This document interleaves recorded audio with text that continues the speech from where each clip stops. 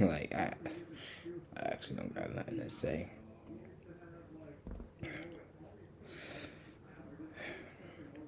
I think I really don't. Man, man, Mitch Johnson. I'm gonna just start off by saying you're too good of a coach. You're too good of a coach for that type of collapse. Too good. San Antonio is young. If anybody were to blow a 29-point lead in a game like this, it would be the San Antonio Spurs because of their age, how inexperienced they are. However, there's one player in their starting lineup that is supposed to be their veteran. They're supposed to control the tempo. That's De'Aaron. De'Aaron is the reason why they lost. It's very rarely where there's one play of an entire game that can change the outcome. Normally, it's a variety of different plays or a couple of different plays that happen that causes a team to win or lose a game. Very rarely can one play determine the outcome. The Spurs have now lost 2 of these 3 games because of one play.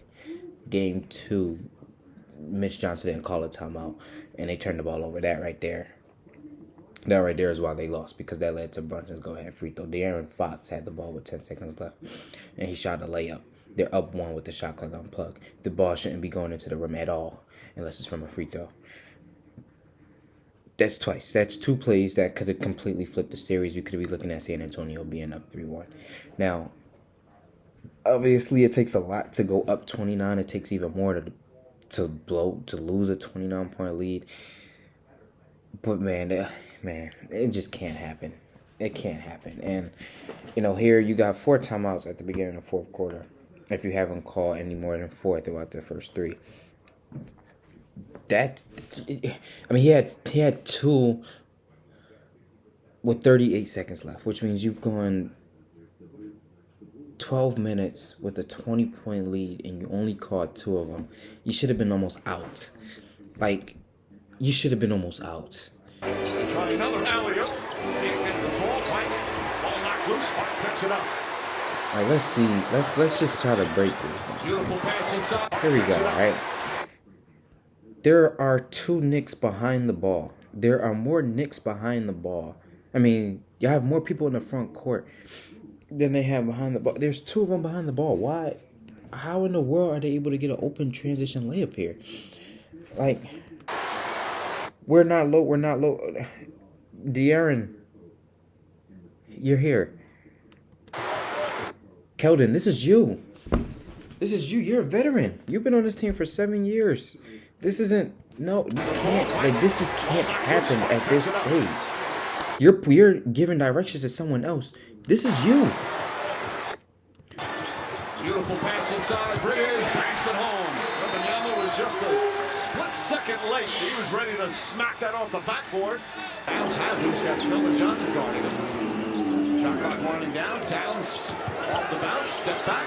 That's an offensive foul. I seen that. I seen the shot. I didn't pay attention to the leg kick out, but I knew something happened because they both fell into the bench. This is an offensive foul. Look that's an offensive foul, and he's looking dead at it. Buddy right here is looking dead at it. That's an offensive foul.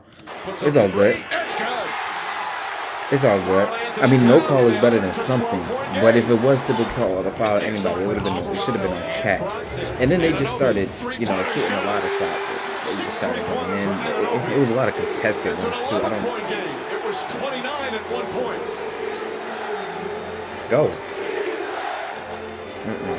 See here, Wemby, you got to 15.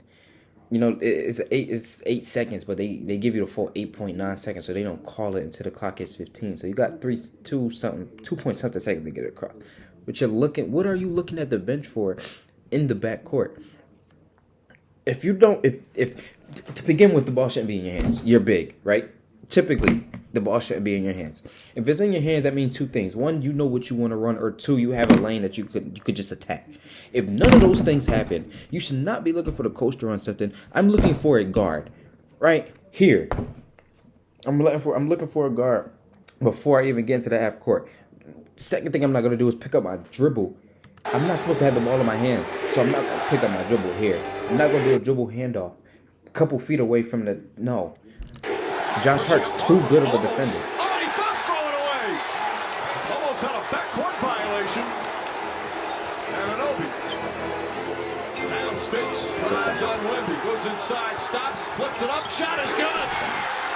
It's single digits. He could have used the timeout here.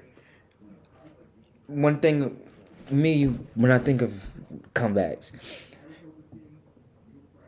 when you have a big lead, you don't let it go to single digits before calling a timeout. And in the case that it does, you call a timeout immediately once you get back to single digits. For me, there are checkpoints in a lead when you should call timeouts. With a 29-point lead, you should call it once it gets to 20 and 10, right? You should call it before it gets to 20 and before it gets to 10, excuse me. They got it at 9 because it was at 11, which is an odd spot to be in because there's no 1-point possession besides the free throw, which is fine. But a timeout has to be called here. You got 3. You can use one. By the 3-minute mark, your timeouts go down to 2. So however many you out of the 4 that you have to start the quarter, if you don't call the 2 before in the first 9 minutes, at the 3-minute mark you lose them. That's why they call them use it or lose it. I don't mind burning my third. I don't mind burning this one here. Like our 29-point lead has cut the single digits for the first time. I'm using it. I'm using it. 788 and he leaning in, trying to draw the foul.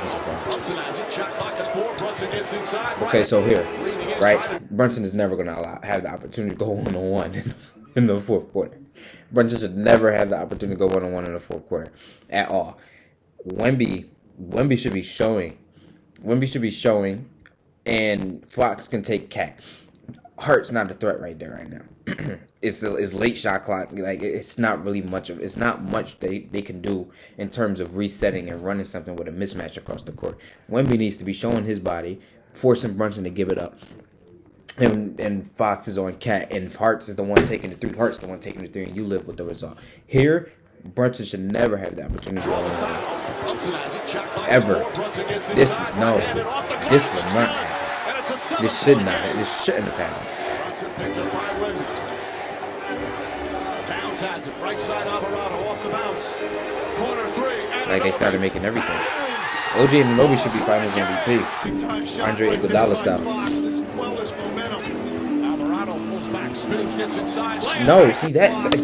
That's not fair game. We're not letting him do that at this point in the game. We're not letting Jose Alvarado. If you get beat by Brunson, fine. You get beat by Cat, fine. You get beat by Anunoby because of the game he's having, fine. Hart and Jose, no. Absolutely not. Back spins, gets inside. Absolutely not. Wemby had his back turned. Back to 5. Finds Alvarado. Open look, Alvarado. Yeah. 3-pointer. It's good. Yeah. I tell you, bro. The hardest, but I hate it.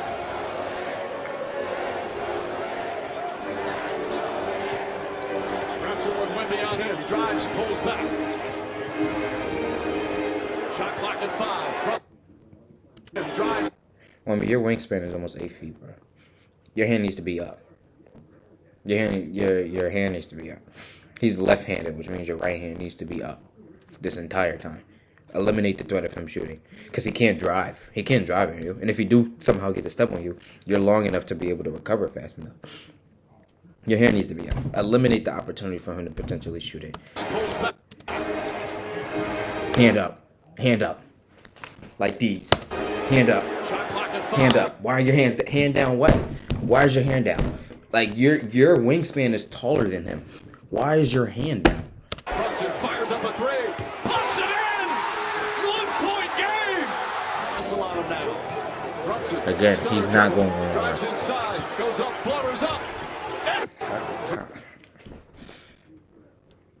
Harper, take that. Wemby's long enough to cover both of them. It's late clock. So if Harper shows,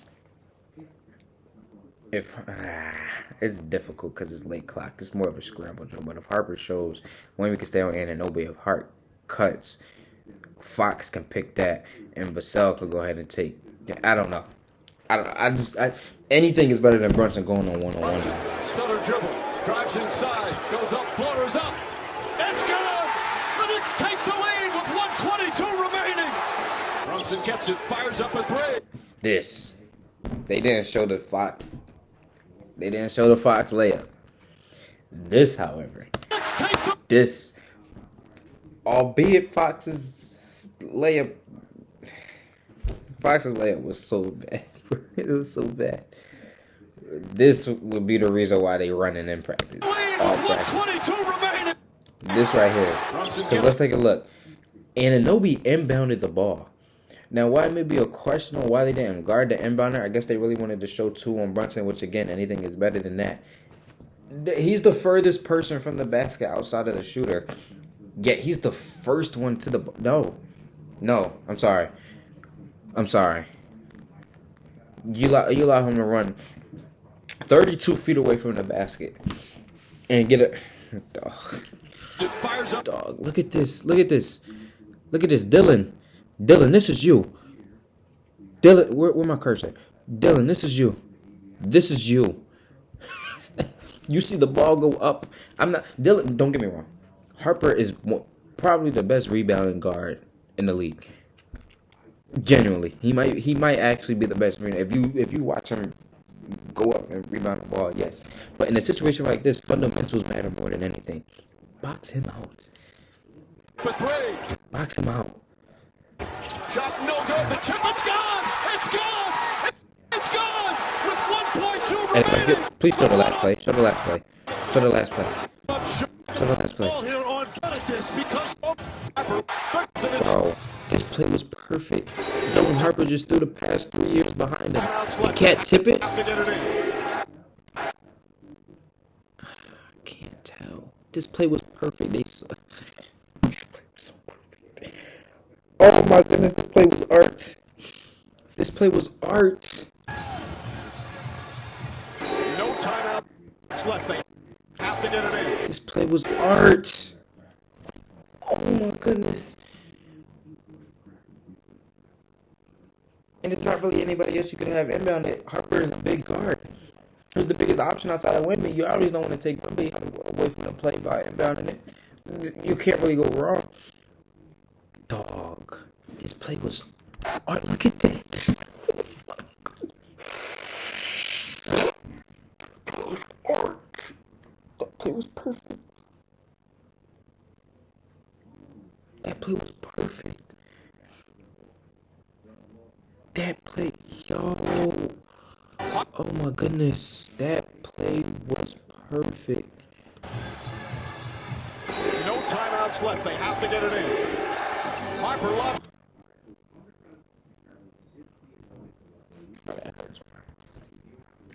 A lot could have won different. Brunson has joined us here, and I think it would be great to have Jalen kind of take us through what we see in the second half as well. But first of all,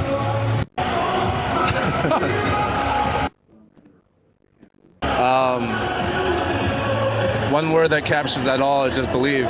Just believing in each other, believing in the process, chipping away one possession at a time. It wasn't going to be one play to get us back. It wasn't going to be one momentum play, but it was just hitting singles, getting on base, just keep chipping away. I hate to even ask you this question because I know your father very well. I know you very well. I've seen your workout tapes as a youngster, so I know you have no quit in you. However, when you were down 29 points, did any doubt creep in your mind? I mean, I thought about it, but then I realized just where we're at, and you're allowed to think about the worst possible scenario. But you got to go out there and do something about it. And just me, just having my teammates back, just fighting every possession, just figuring out what we had to do, but not believing it. Down the stretch in these games, you've been able to show who you are, Jalen Brunson, but it's been a tough series. You feel like you figured them out tonight personally, that you were able to be yourself tonight and be great all night? I feel like I was a little more efficient, probably the more efficient I've been in the series tonight, but I'm not really trying individually to figure out. I'm just trying to figure out how to ways to win games and figure out how to make sure my team has the right mindset going forward. As a leader, I'm going to be all right. I'm going to figure it out, but I got to make sure everyone's on the same page. We're all fighting, we're all believing, and that's what's important. Jalen, while we have you here, we want to roll the highlights of the second half. This is when you make your move, and it'd be great for you to be able to chime in on some of what we see in the second half and what this team's mentality was and what your mentality was here. Keep chipping away, honestly. It sounds like a broken record, but we were going to continue to hit singles. I think we made enough runs where it was like 5 or 7, and they may have made a 2 or 3, and then we went another 5 or 7. We just kept trying to string stops together, keep getting the paint, making plays with each other, and a little lucky as well. Well, you're lucky when you put yourself in position to be lucky. You guys did that in the second half because you took quality shots. Was that also something that was on your mind? Yeah, just take our shots. Still being aggressive, still trying to make plays for each other, but take our shots. I mean, yeah, it's just getting in the paint, trying to create situations for each other to be successful. And when you start getting to this point now, when it's single digits, and when do you believe, you know what, we're going to win this game? When do you think that? We kept chipping away, and so when it got down to like 15 in the fourth, I just remember looking at Pops and him looking at me and says, "We're winning this game," and I was all right. You know, when you look at these highlights, You obviously were spectacular down the stretch. But OG was amazing. Obviously, he had the game winner. What does he do? What does he bring to the table? Right here. Here's a pause. That's an OG point. He does everything. Pause this. Pause this. I don't think you understand how in shock I was. Like, this is a mistake for Dylan Harper. This is a mistake for Castle Shoot. This is a mistake for Wemby. This isn't a mistake for a point guard that's been in this eighth season, whatever season this is. No. Obviously, he had the game winner. No. What does he do? What does he bring to the table? Right here. Here, retreat. Dribble it back out. Force them to foul.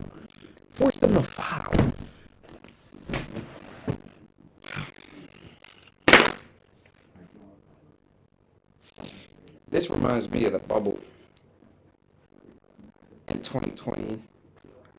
Jazz versus Nuggets game 7.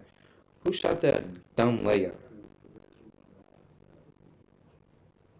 Oh my goodness. Someone on the Nuggets. Wasn't it? Someone on the Nuggets shot a dumb layup. Was it Jeremy Grant? Somebody on the Nuggets shot a dumb layup. And it almost led to them losing because Conley shot one in and out. That's it. Let me find it. Was it Jazz versus Nuggets? Oh, shit. Bro. Oh, yeah. Absolutely. It's out! And back He's top, he lost it. right. The Nuggets come up with a defensive play. Murray, they missed. That's Torrey Craig. 10 on the shot clock. Like, is there some... Back top, he lost it. The Nuggets come up with a defensive play.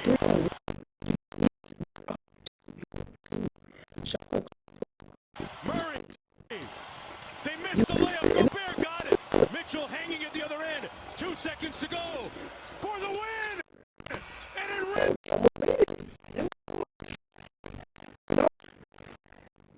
You know, the Spurs have the luxury to make that mistake. They lost in the finals. Sure, this is Carolina Teague with the Las Vegas Sports Network and Spurfect. In the final moments of the game, De'Aaron goes for the layup against OG instead of dribbling the clock out. I wanted to get your thoughts on that particular possession. I need record speed for this. I'm glad she had that fantastic. Victor, this is Carolina Teague with the Las Vegas Sports Network and Spurfect. In the final moments of the game, De'Aaron goes for the layup against OG instead of dribbling the clock out. I wanted to get your thoughts on that particular possession. I fell on the floor. I couldn't really see. I don't know. I just saw the block. First row on the right. At least you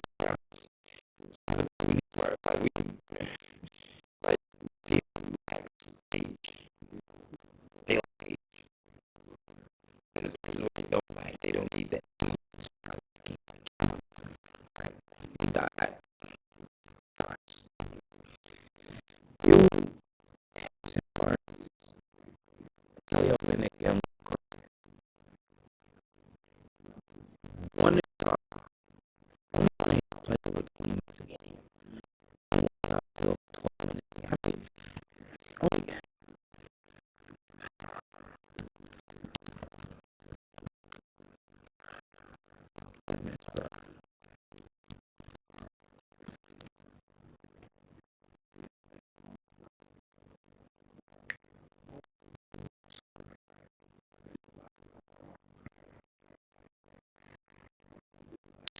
Marines are made for this.